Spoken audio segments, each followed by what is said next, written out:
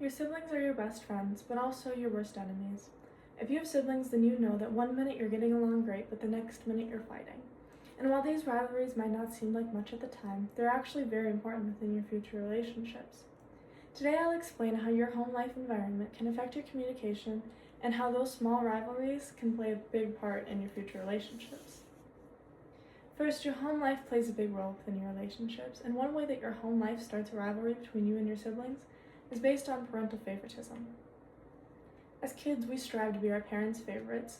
We're constantly seeking their fallacy of approval and going above and beyond to be our parents' favorites, even if it's just for bragging rights. When I was younger, I wasn't very good in school, and the highest grade that I probably would get would be a B. And that's on a good day. Whereas my brother, who was 3 years younger than me, could do my homework like it was nothing. He always got straight A's, and so I never felt like I was my parents' favorites because I wasn't as smart as he was. Another way your home life can affect your sibling rivalries is by the coping mechanisms your parents have taught you.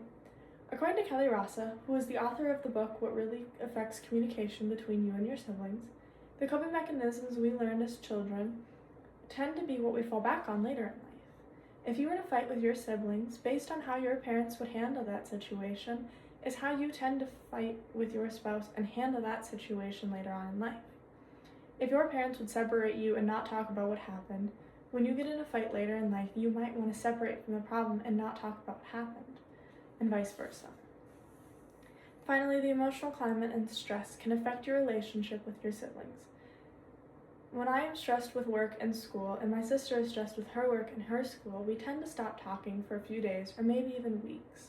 This tends to weaken our sibling bond, but the difference between having a sibling bond versus having a regular relationship bond is that your siblings will always be there for you no matter what. You can go weeks without talking and pick up right where you left off.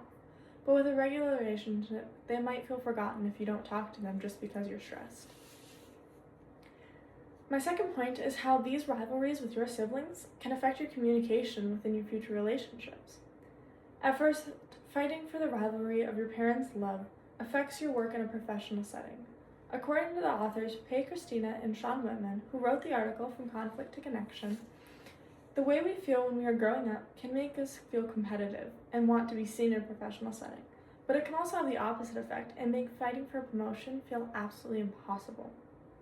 When I was younger, my brother and I were both goalies in hockey. He was 3 years younger than me, but we would still fight to see who was the best goalie. I always felt like I was the best goalie just because I was older and had more experience. Now that I am older and I'm fighting for promotions within a company, I feel like I deserve a promotion just because I might have been at the company longer than someone else. Next, I'd like to explain these long-term mental health struggles of your sibling rivalries that may cause you. According to Pei Christina and Sean Whitman, From Conflict to Connection, chronic sibling rivalries and parental favoritism leads to an increase in depression and anxiety.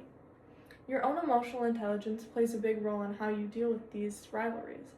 If you know how to deal with your emotions and you feel confident in yourself, then you might not have an increase in depression and anxiety.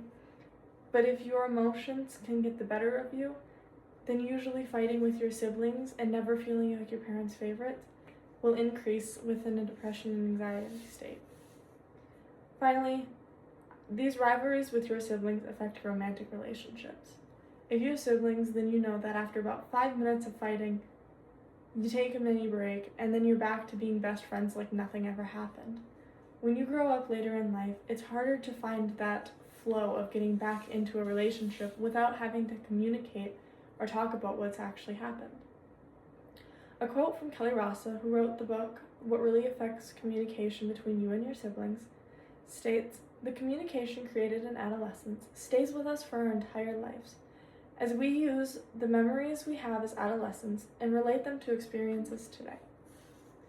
In conclusion, the relationships and communications you have with your siblings will affect your lives forever.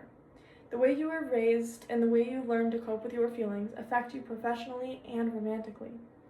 Finally, the way you grow up and the conflict you have with your siblings can affect your mental health. Overall, your siblings are your best friends, but also your worst enemies.